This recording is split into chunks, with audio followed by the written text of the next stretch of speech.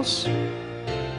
Padre Celestial, te damos gracias por las maravillosas bendiciones que has derramado sobre nosotros. Te damos gracias por la vida y por la salud, y especialmente por tu santa palabra. Pedimos, Señor, que al abrir tu santo libro, tu Espíritu Santo, se manifieste en este lugar con poder.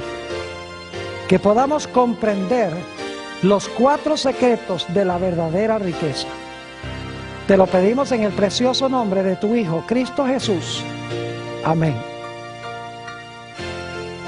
Quiero extenderle a todos los que vinieron hoy un saludo muy cordial, agradecerles por haber venido a esta reunión. También quiero saludar a todos los que nos están viendo vía satélite en la pantalla de televisión en todos los países del mundo de habla hispana. Estamos muy contentos de que estén con nosotros. Hoy vamos a estudiar los 4 secretos de la verdadera riqueza. ¿Saben ustedes que el Señor Jesucristo habló de muchos temas? Pero no hubo un tema del cual habló Jesús más que el asunto del dinero. Jesús habló del amor, Jesús habló de la iglesia, Jesús habló de muchas cosas, pero habló más del dinero que de cualquier otro tema, porque Jesús sabía que el dinero es algo que puede causar nuestra perdición eterna o puede ser una bendición para nosotros y para la raza humana. En nuestro tema de hoy vamos a estudiar 4 principios de cómo administrar los bienes materiales que Dios nos ha concedido. Va a ser un tema muy metódico, muy sencillo, muy organizado. Lo que vamos a hacer es tomar cada uno de estos 4 principios y desmenuzarlo cuidadosamente. El primer principio que necesitamos recordar cuando hablamos de la administración de lo que Dios nos ha concedido en términos de bienes materiales es que Dios es el dueño de todas las cosas. Ahora, yo sé que nosotros tenemos la tendencia de decir, ¿cómo te gusta mi carro? O me compré mi casa, o tengo mucho dinero mío en el banco. Pero técnicamente hablando, la Biblia enseña que nada de lo que tenemos nos pertenece a nosotros. Todo lo que tenemos pertenece a Dios. El primer principio es que Dios es el dueño de todas las cosas. Si reconocemos eso, nuestra vida será tanto mejor. Vamos a leer algunos versículos de la Biblia que nos presentan este principio tan importante, que Dios es el dueño de todas las cosas. Vamos a Génesis, el capítulo 1 y el versículo 1. Ni siquiera tenemos que buscar ese versículo, el primero de la Biblia. Dice allí, en el principio creó Dios los cielos y la tierra. Es decir, el creador de todas las cosas, según dice la Biblia, fue Dios. Y como Dios fue el creador, Él es el dueño absoluto de todo. Noten el Salmo 24 y el versículo 1, donde también se nos habla de Dios como el propietario de todas las cosas. Dice allí en el Salmo 24 y el versículo 1, de Jehová es la tierra y su plenitud, el mundo y los que en él habitan. Note que dice que de Jehová es la tierra y su plenitud. La palabra plenitud significa todo lo que está en la tierra. La tierra es de Dios y todo lo que está en la tierra pertenece a Dios. Inclusive los que habitan en el planeta Tierra, todos pertenecen a Dios. Noten el Salmo 95 y el versículo 5. Salmo 95 y el versículo 5 dice, hablando del mar, lo siguiente: suyo también el mar, pues Él lo hizo. ¿Por qué razón es el mar de Dios? ¿Porque qué? Porque Él lo hizo y sus manos formaron la tierra seca. Es decir, el mar y la tierra seca pertenecen a Dios porque Dios hizo ambas cosas. Notemos también el Salmo 50 y los versículos 10 al 12. Salmo 50 y el versículo 10 hasta el versículo 12. Dice allí lo siguiente, hablando Dios: porque mía es toda bestia del bosque y los millares de animales en los collados. Conozco todas las aves de los montes, y todo lo que se mueve en los campos me pertenece. Si yo tuviese hambre, no te lo diría a ti, porque mío es el mundo y su plenitud. Los cielos son de Dios, la tierra es de Dios. La plenitud de lo que está en la tierra es de Dios. Las bestias son de Dios. Las aves son de Dios. Ahora, ¿qué diríamos del oro y la plata? Oh, también son de Dios. Noten el libro de Ageo, el capítulo 2 y el versículo 8. Ageo, el capítulo 2 y el versículo 8. Aquí está hablando Dios y fíjense lo que dice. Mía es la plata y mío es el oro, dice Jehová de los ejércitos. ¿De quién es el oro y la plata? El oro y la plata pertenecen a Dios. Ahora yo pregunto, ¿de quién es nuestro cuerpo? El cuerpo que tenemos nosotros, ¿a quién pertenece? La Biblia nos dice que nuestro cuerpo pertenece también a Dios. Noten 1 Corintios, el capítulo 6 y los versículos 19 y 20. 1 Corintios, el capítulo 6 y el versículo 19 y 20.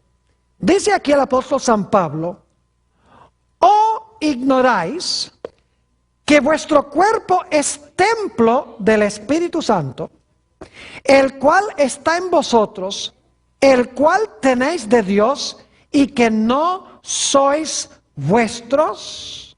Porque habéis sido comprados por precio. Glorificad pues a Dios en vuestro cuerpo y en vuestro espíritu, los cuales son ¿de quién? Los cuales son de Dios. Nuestro cuerpo y nuestro espíritu pertenecen ¿a quién?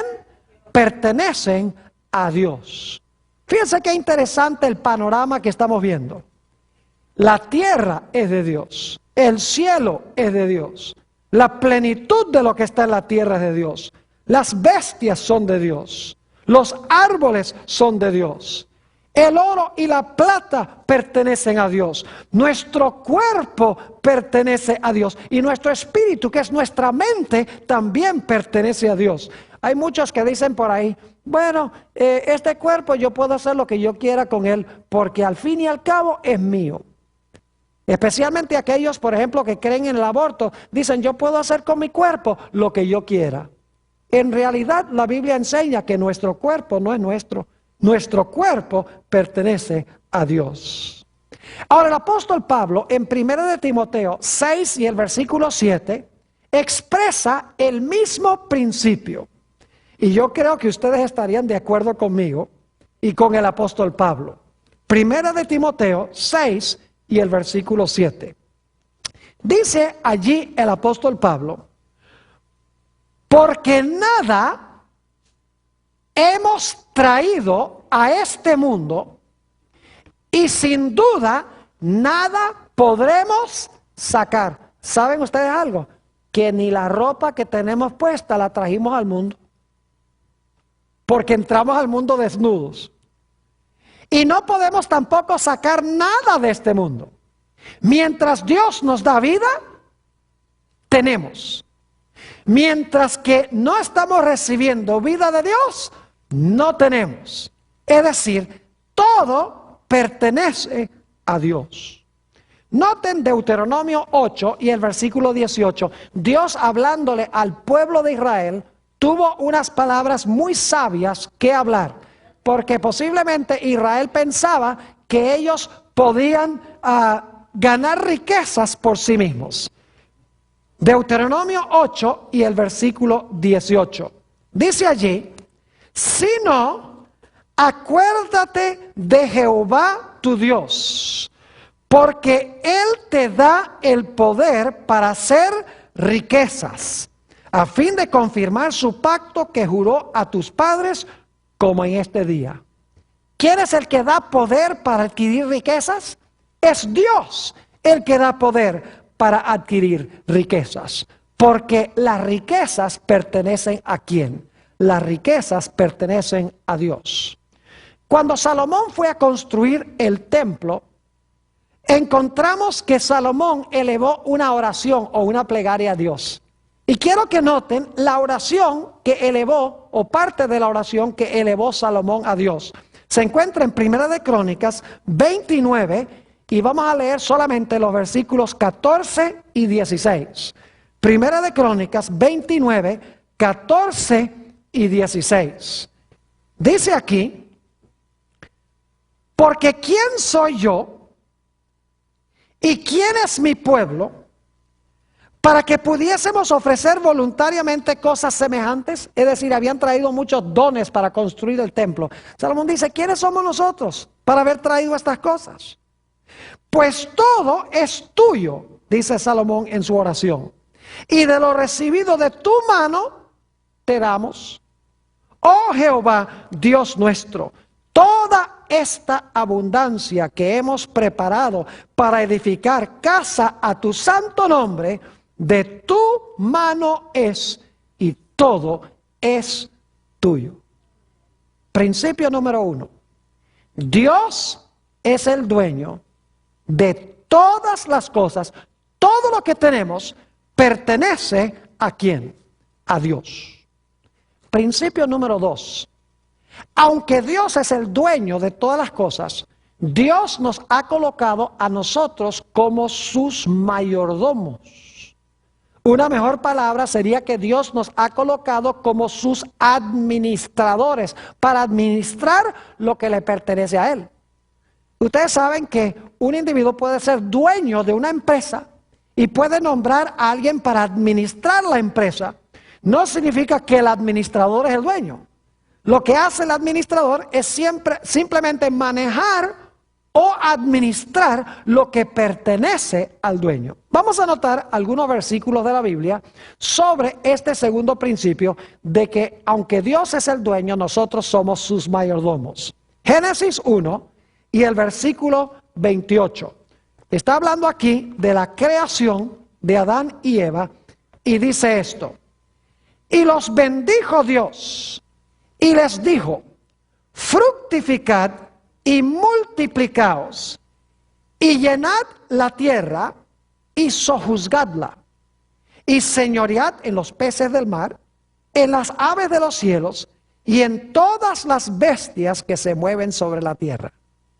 Noten que Dios colocó a Adán y Eva para administrar lo que Él creó, porque dice que debían sojuzgar la tierra, señorear sobre la tierra, y que debían en realidad cuidar lo que Dios había creado.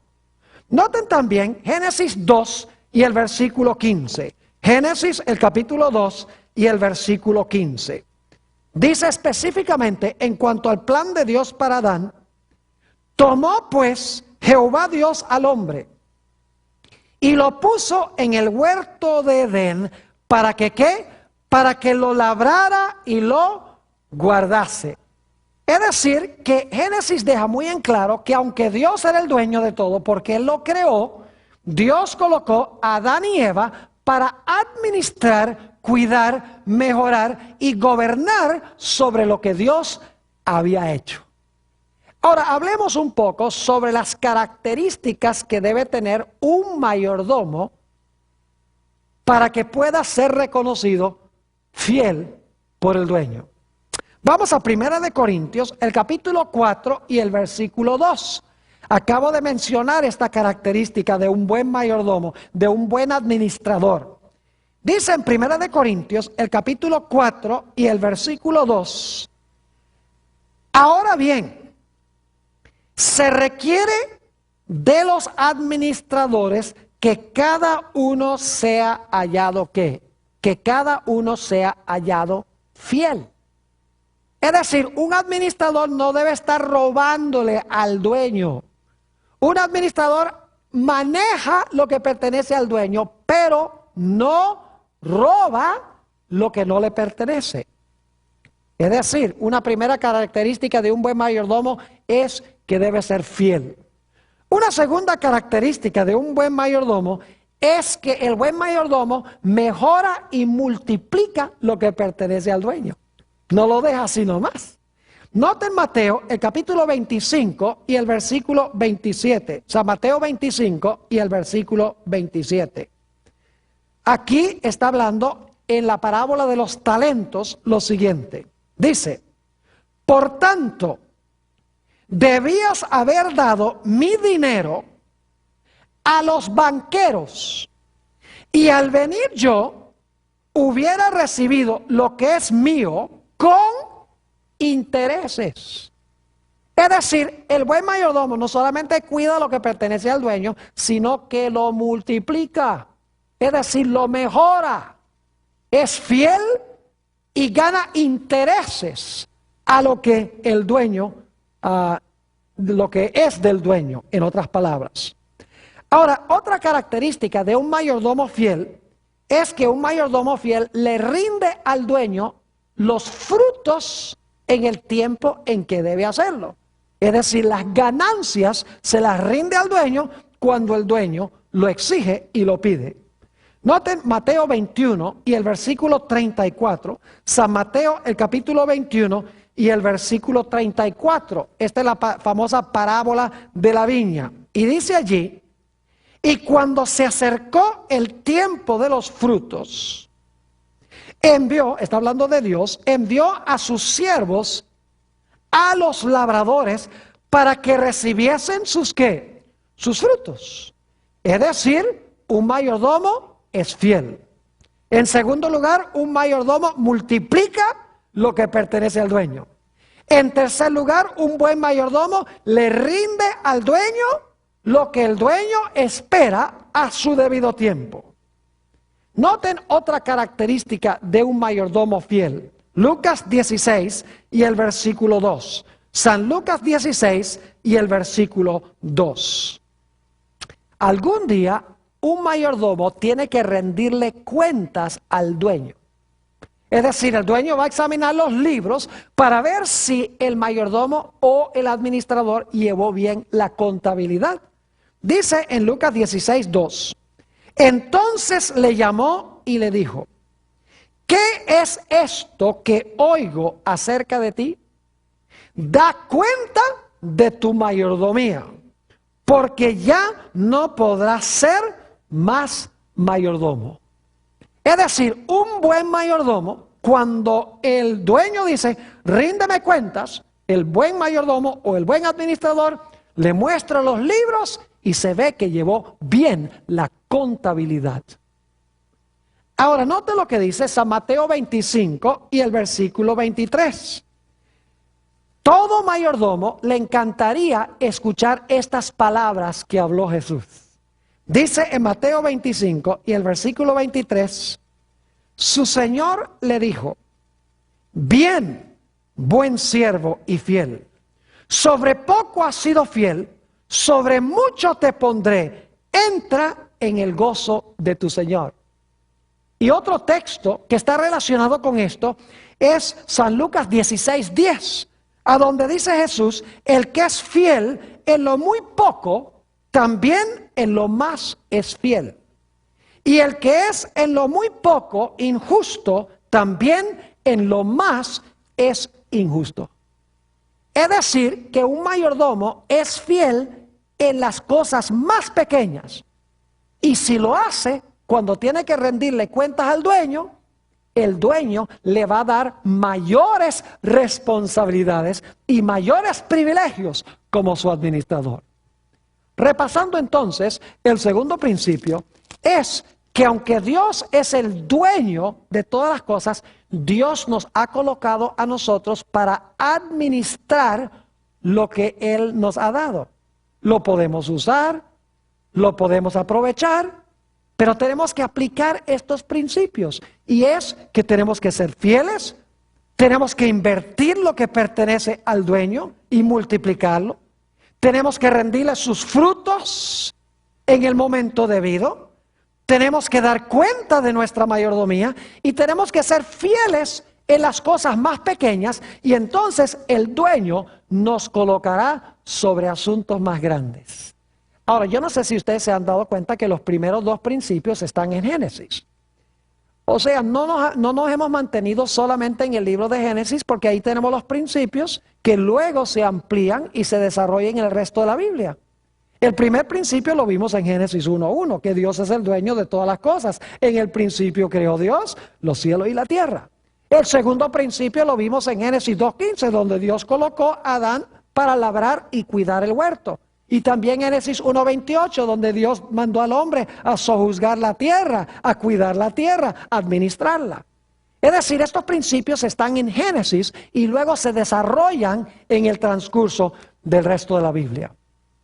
El tercer principio es también muy sencillo.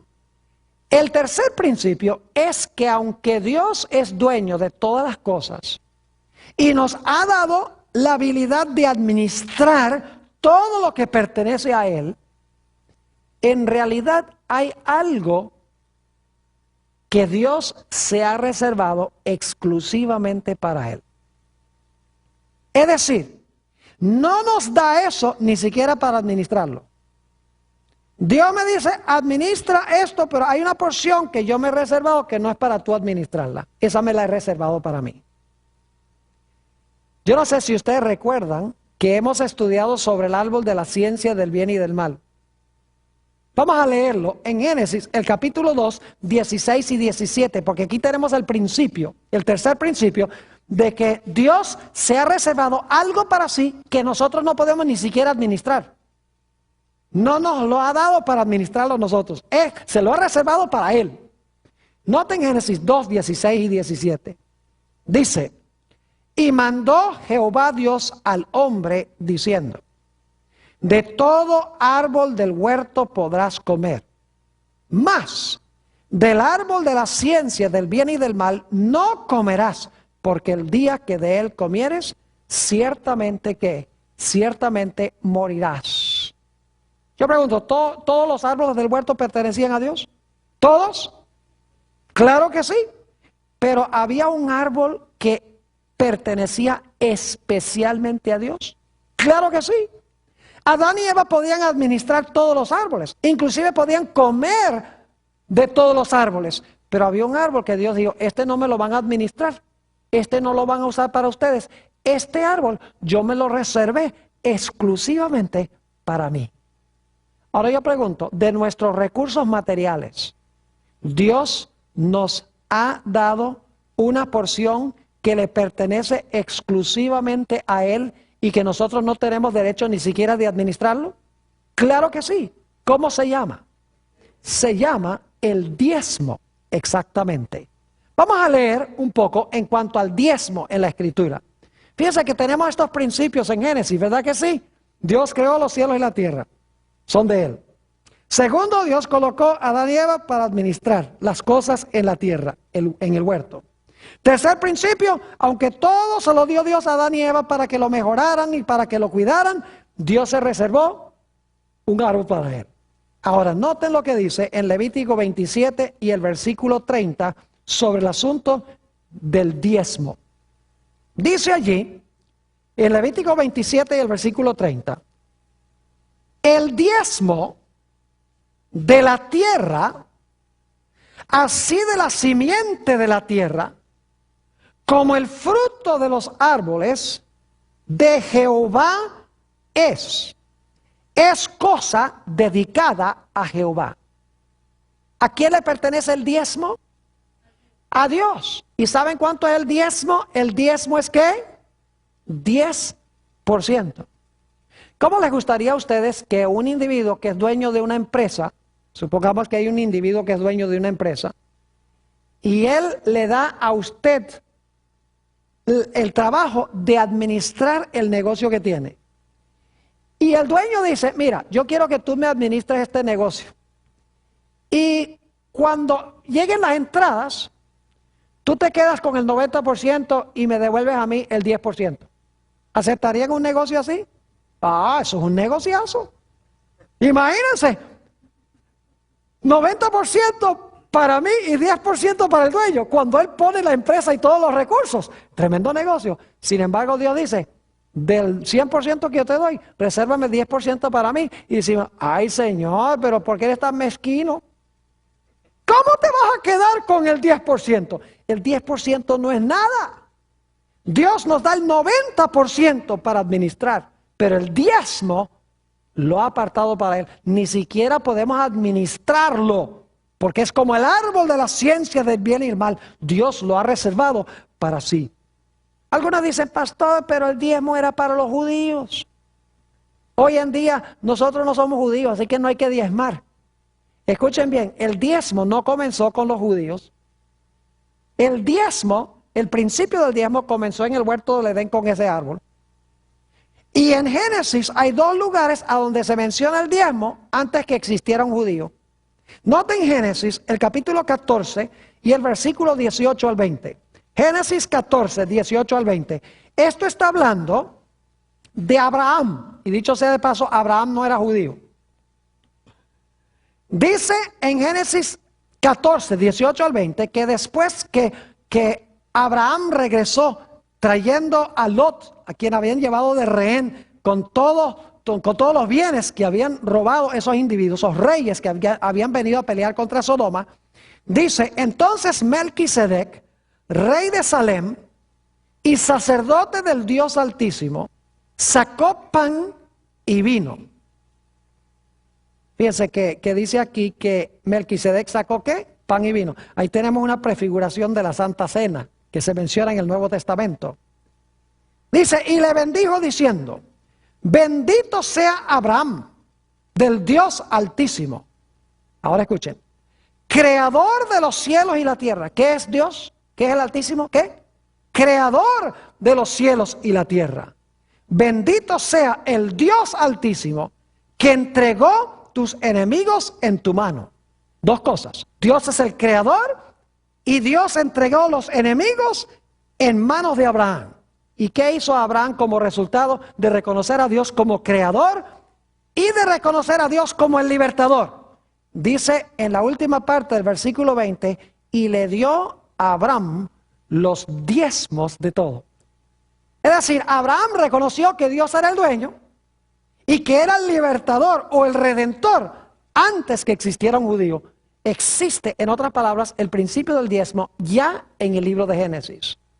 También en el capítulo 28, después que Jacob vio ese sueño de la escalera que iba desde la tierra hasta el cielo, y subían y bajaban ángeles sobre esa escalera, note lo que dice Jacob después de ver la escalera. Génesis 28 y el versículo 22. Dice allí, Jacob, y esta piedra, 28-22, y esta piedra que he puesto por señal, será casa de Dios. Y de todo lo que me dieres, el diezmo apartaré para ti. ¿Qué prometió Jacob? ¿Devolverle a Dios qué cosa? El diezmo. Entonces el diezmo no comenzó con Moisés. El diezmo no comenzó con los judíos. Porque la Biblia nos dice que Abraham y Jacob ambos diezmaron. Y en Génesis el capítulo 2 tenemos en el árbol que Dios se reservó para sí ya el principio del diezmo.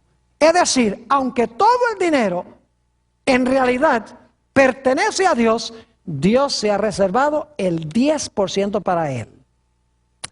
Ahora, ¿para qué es que Dios mandó a la gente a devolver o a pagar el diezmo? Note lo que dice en Números 18, 20 y 21. Cuando el pueblo de Israel entró en la tierra de Canaán, escuchen bien, cuando Israel entró en la tierra de Canaán, habían 12 tribus. Y Dios le dio una porción de tierra a cada una de las tribus para que se las repartieran entre las familias. Pero una de las 12 tribus no recibió herencia en Canaán, en la tierra prometida. Esa fue la tribu de Leví. No recibió ningún trozo de tierra. La razón es que los levitas debían servir las necesidades espirituales del pueblo. Es decir, ellos no debían dedicar su tiempo cosechando y sembrando y vendiendo productos agrícolas en el mercado. Ellos debían dedicar 100% de su tiempo a la causa de Dios, a las necesidades espirituales del pueblo. Y por lo tanto Dios dijo, ustedes no van a tener tierra. Y claro, la pregunta surge, si no tenían dónde sembrar y dónde cosechar y dónde criar animales, ¿cómo iban a vivir? Pues Dios dijo, como los levitas sirven las necesidades espirituales del pueblo, entonces el pueblo debe diezmar para que a través de los diezmos los levitas puedan vivir. Porque si los levitas sirven las necesidades espirituales del pueblo, el pueblo entonces debe proveer las necesidades materiales de los levitas. Noten el capítulo 18 de Números y el versículo 20 y 21. Y Jehová dijo a Aarón, de la tierra de ellos, es decir, de los cananeos, no tendrás heredad, ni entre ellos tendrás parte. Yo soy tu parte y tu heredad en medio de los hijos de Israel. Y ahora escuchen bien. Y he aquí, yo he dado a los hijos de Leví todos los diezmos en Israel por heredad. ¿Quién le dio los diezmos a los levitas? No fue Aarón. ¿Fue quién? Dios. Es decir, Dios dice, el diezmo es mío y ahora el diezmo mío yo se lo voy a dar a los levitas. Sigue diciendo, y he aquí, yo he dado a los hijos de Leví todos los diezmos en Israel por heredad. ¿Y por qué razón? Por su ministerio. Por cuanto ellos sirven en el ministerio del tabernáculo de la reunión. Es decir, el diezmo era para remunerar a los ministros de esa época, a los sacerdotes que servían las necesidades espirituales del pueblo, porque los sacerdotes no hacían ningún trabajo secular. Todo lo que hacían era en relación con la iglesia. Hoy en día no les llamamos sacerdotes, les llamamos ¿qué cosa? Ministros o pastores. Es decir, el diezmo entra a la iglesia y luego, al entrar los diezmos a la iglesia, el dinero se usa para remunerar a los que son pastores o ministros de tiempo completo que satisfacen las necesidades espirituales del Israel moderno o de la iglesia. Es un buen plan. Porque fíjense, no era el plan de Dios de que los pastores tuvieran que tener otro trabajo además de pastorear o ministrar a la congregación. Porque cuando están trabajando en otras cosas, no pueden dedicarle tiempo completo a trabajar en la iglesia. Además de eso, lo interesante es que Dios mandó a que se usaran los diezmos para remunerar a todos los levitas de una forma equitativa. Es decir, no había un plan donde un levita ganaba millones y el otro levita ganaba un poco. Se pagaba equitativamente a todos lo que necesitaban para su supervivencia. ¿Saben otro detalle interesante? Es que los levitas también diezmaban. Es decir, los pastores le daban ejemplo al pueblo, diezmando los diezmos. Note lo que dice Números 18 y el versículo 26. Números 18 y el versículo 26. Dice allí, así hablarás a los levitas y les dirás, cuando toméis de los hijos de Israel los diezmos, es decir, cuando ustedes reciban de Israel los diezmos, que os he dado de ellos por vuestra heredad, vosotros presentaréis de ellos, de los diezmos, en ofrenda mecida a Jehová, ¿qué cosa? El diezmo de los diezmos. Es decir, los sacerdotes debían diezmar el diezmo que recibían. Los ministros deben diezmar. Y yo debo decirles que yo no solamente le digo a la gente de la iglesia que diezme, sino que yo también diezmo, porque Dios lo manda. Hay que darle ejemplo a la congregación. Ahora, ¿qué pasa si nosotros no le devolvemos el diezmo a Dios? En realidad nos constituimos en ladrones, según dice Dios mismo. Noten Malaquías, el capítulo 3 y el versículo 8. Malaquías, el capítulo 3 y el versículo 8. Dice aquí, y está hablando muy solemnemente, ¿robará el hombre a Dios? Pues vosotros me habéis robado. Y dijisteis, ¿en qué te hemos robado? Y Dios responde, ¿qué? En vuestros diezmos, ¿y qué? En nuestros diezmos y vuestras ofrendas. ¿Estaba robándole Israel a Dios? Claro que sí. Porque se estaban posesionando de lo que se debía traer al santuario para sostener al ministerio y lo estaban usando para sus propios propósitos comunes. Ahora, algunos dirán, bueno, pastor, pero ese asunto del diezmo, eso era para los judíos y para los levitas del Antiguo Testamento. Hoy Dios tiene otro plan diferente. ¿Ustedes creen que Dios tiene un plan distinto hoy? ¿Saben que Jesús enseñó el principio del diezmo? El problema es que en los días de Jesús todo el mundo estaba diezmando, pero estaba diezmando por la razón equivocada. Los fariseos creían que diezmando les iba a ganar el favor de Dios. Así que Jesús no tuvo que decirles, diezmen, diezmen. No, porque ellos estaban diezmando. Lo que tuvo Jesús que hacer es corregir el motivo por el cual diezmaban. Noten Mateo, el capítulo 23 y el versículo 23. Y mientras ustedes están buscando eso, les puedo decir también que Jesús no dijo, guarden el sábado, porque todo el mundo estaba guardando el sábado. Lo que pasa es que lo estaban guardando mal. Lo estaban guardando como decían los fariseos, no como dice la Biblia. Así que Jesús corrigió la forma en que se guarda el sábado, pero no tuvo que dar ningún mandato de que la gente guardara el sábado, porque todo el mundo lo estaba guardando. Lo mismo el diezmo. Note Mateo 23 y el versículo 23. Jesús dice, ay de vosotros, escribas y fariseos hipócritas, porque diezmáis la menta y el eneldo y el comino, que son semillitas chiquitas. Imagínense, tenían 10 semillitas de comino y apartan 9 para mí y 1 para el Señor. Es decir, diezmaban estrictamente. Dice, y dejasteis lo más importante de la ley, la justicia, la misericordia y la fe.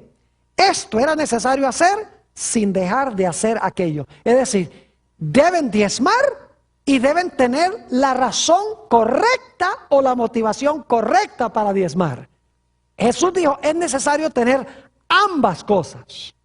Ahora, hay un pasaje en el Nuevo Testamento que deja clarito el hecho de que el diezmo todavía hoy es el plan de Dios. En 1 Corintios 9, y voy a leer solamente los versículos 13 y 14, pero quiero contarles algo sobre el contexto. 1 Corintios 9, 7 al 14. Según parece, el apóstol San Pablo y algunos de sus colegas, los hermanos los estaban criticando porque en realidad la gente los sostenía de los diezmos.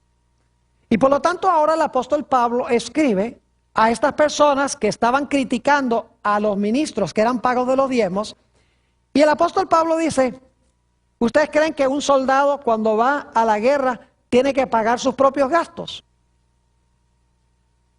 ¿Ustedes creen que los soldados que están en Irak tienen que pagar su propio uniforme, su propia comida, su propia vivienda, todo? No. Él dice, si un soldado va a pelear en la guerra, es justo que se le pague. Dice, una persona que siembra una viña, es justo que coma de la viña. Dice, un individuo que cuide un rebaño, es justo que beba la leche del rebaño. Y dice, inclusive cita un versículo del Antiguo Testamento donde dice, no pondrás un bozal sobre el buey. Y la razón por la cual eso está en Deuteronomio es porque los bueyes trillaban el grano. Y si se les ponía un bozal, no podían comer de lo que estaban trillando. Y por lo tanto, ese texto lo puso Dios para decir, mire, el buey que trabaja es digno de su salario, es digno de que coma. Y el apóstol Pablo está diciendo, si un individuo trabaja en el ministerio, es justo que también viva del ministerio. Note los versículos 13 y 14 de 1 Corintios, el capítulo 9. Dice aquí el apóstol San Pablo, ¿no sabéis que los que trabajan en las cosas sagradas comen del templo? ¿Quiénes trabajaban en las cosas sagradas? Los sacerdotes, ¿verdad que sí? Dice, comen de las cosas sagradas o comen del templo Y que los que sirven al altar, esos eran los levitas, ¿sí o no? Los sacerdotes, comen del altar o participan del altar. Y ahora escuchen esto. Así también, es decir, de la misma manera, como allá los que servían en el templo y en el altar, comían de las cosas del altar y del templo, dice el apóstol Pablo, así también sugirió al Señor. ¿Eso es lo que dice? ¿Sugirió al Señor? No. ¿Así también recomendó el Señor? No. Dice, así también ordenó el Señor a los que anuncian el Evangelio que vivan del Evangelio. Al igual dice él, que los que servían el altar y los que servían en el templo vivían de los diezmos que la gente traía al alfolí. De la misma manera, hoy ordenó Dios que los que anuncian el Evangelio, los que proveen las necesidades espirituales de la iglesia, es necesario que vivan del Evangelio, es decir, que vivan de los diezmos. Y saben que cuando la gente diezma es una inversión. Porque cuando ustedes meten el dinero del diezmo en el plato de la ofrenda, el resultado es que el pastor va a servir sus necesidades espirituales. Es decir, ustedes lo que están haciendo es invirtiendo para que el pastor tiempo completo pueda hacer bautismos, pueda tener campañas evangelísticas, pueda predicar los sábados, pueda visitarlos cuando están enfermos, puedan ir al hospital, etcétera. Es decir, el diezmo es una inversión que nos regresa a nosotros en los servicios del ministro. Es decir, que hasta ahora hemos estudiado 3 principios. Número 1, Dios es el dueño de todo.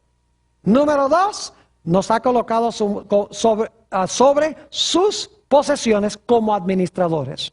Principio número 3, se ha reservado una porción que nosotros ni siquiera debemos administrar. Y quiero decirles, nosotros no pagamos el salario del pastor. El salario del pastor lo paga Dios. Porque el diezmo es de Dios, así que no se crean de mucho. Y diga, yo pago el salario de mi pastor. No, señor, porque ese dinero no es de ustedes para pagarle al pastor. Ustedes sencillamente lo traen a la iglesia y Dios le paga al pastor. ¿Me están entendiendo lo que estoy diciendo? Ahora, el principio número 4, muy sencillo.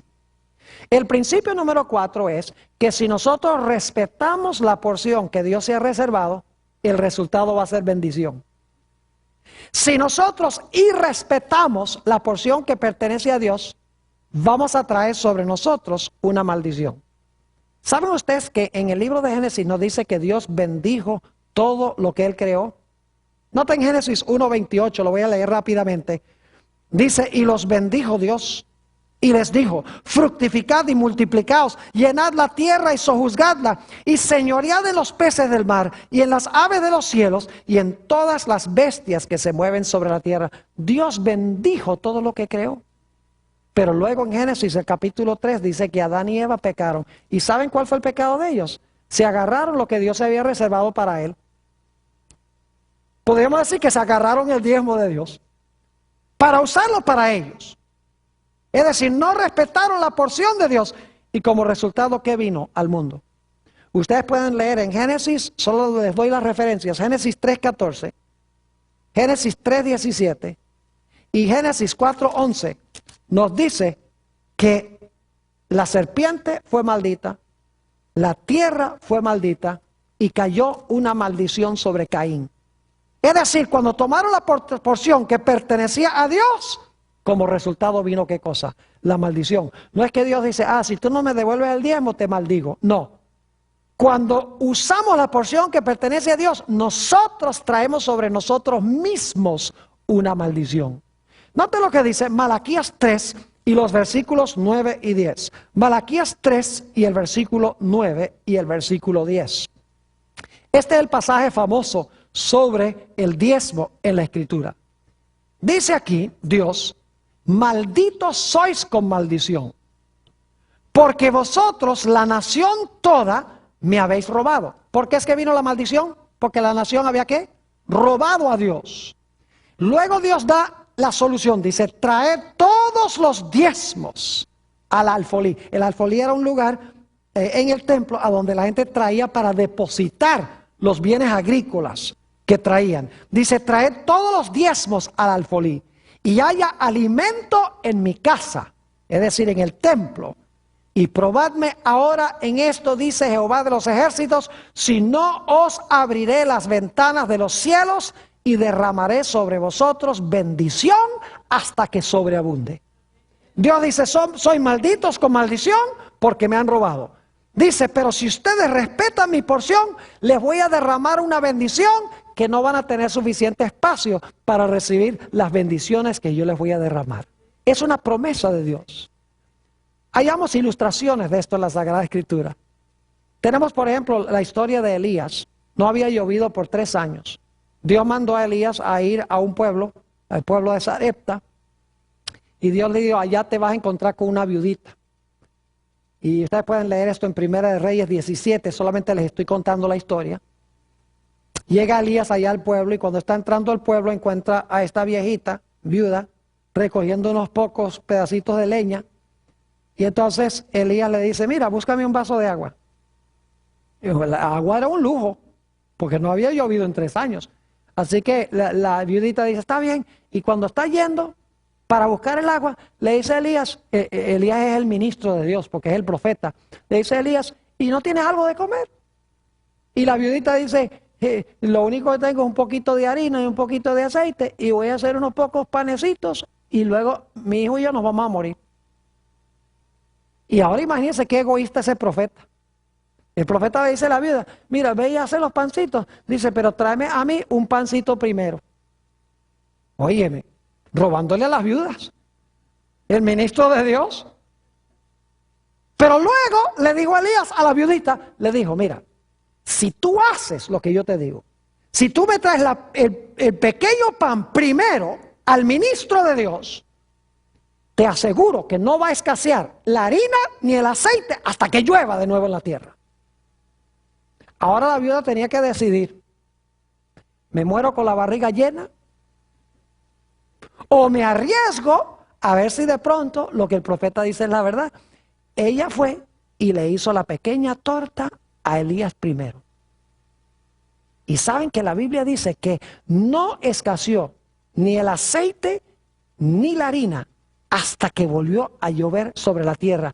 Sacaba aceite y sacaba harina, todos los días sacaba y no se acababa. Por 6 meses, esos barriles produjeron harina y aceite.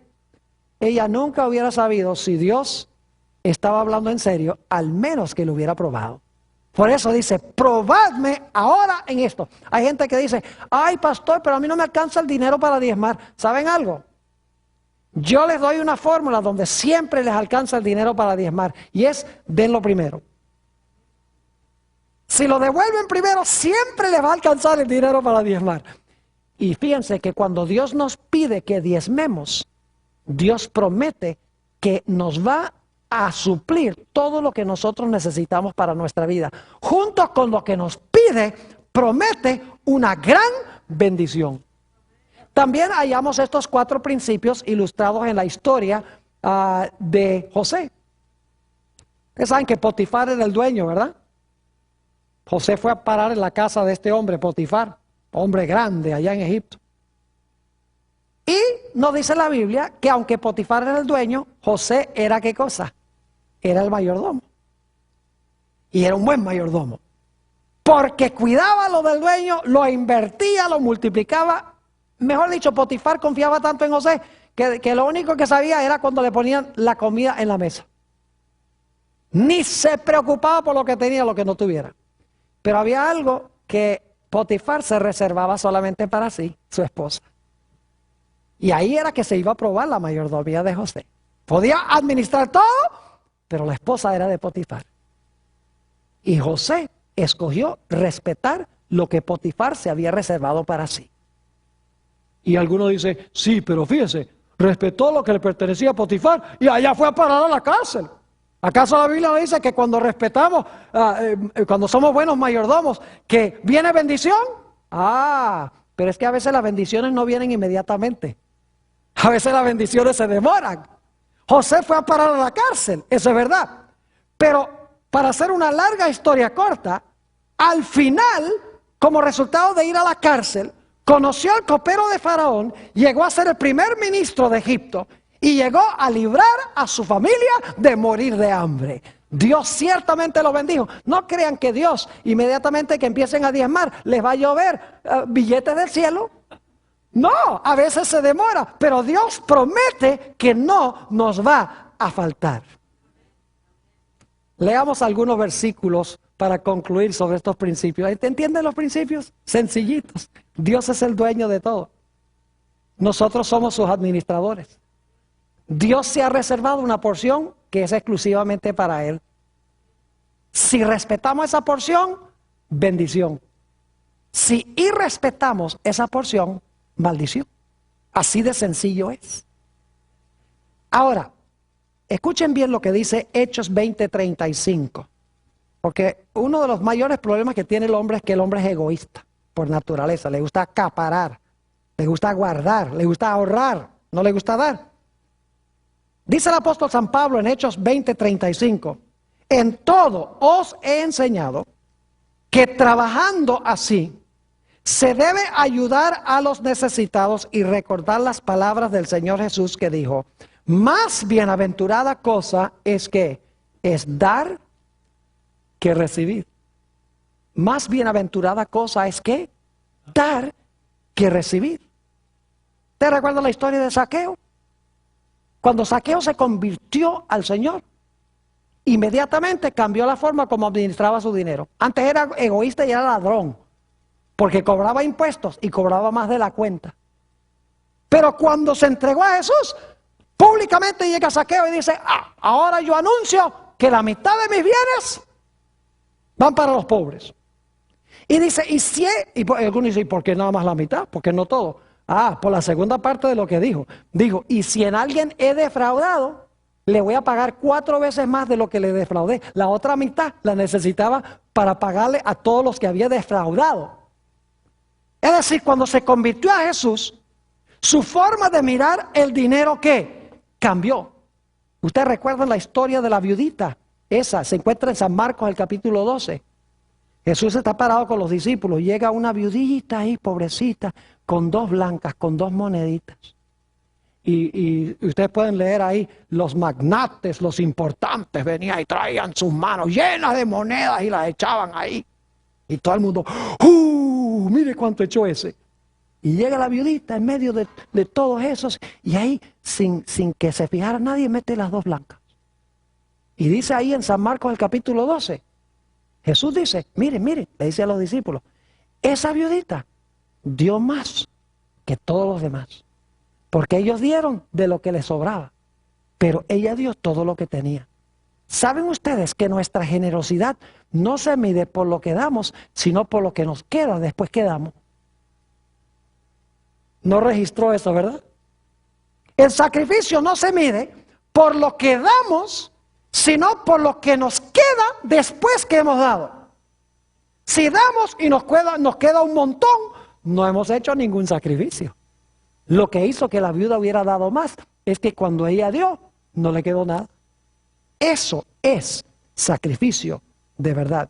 Note lo que dice el apóstol Pablo, 1 Timoteo 6 y el versículo 9 y 10. El dinero es un peligro grandísimo, queridos hermanos y amigos. Es un peligro.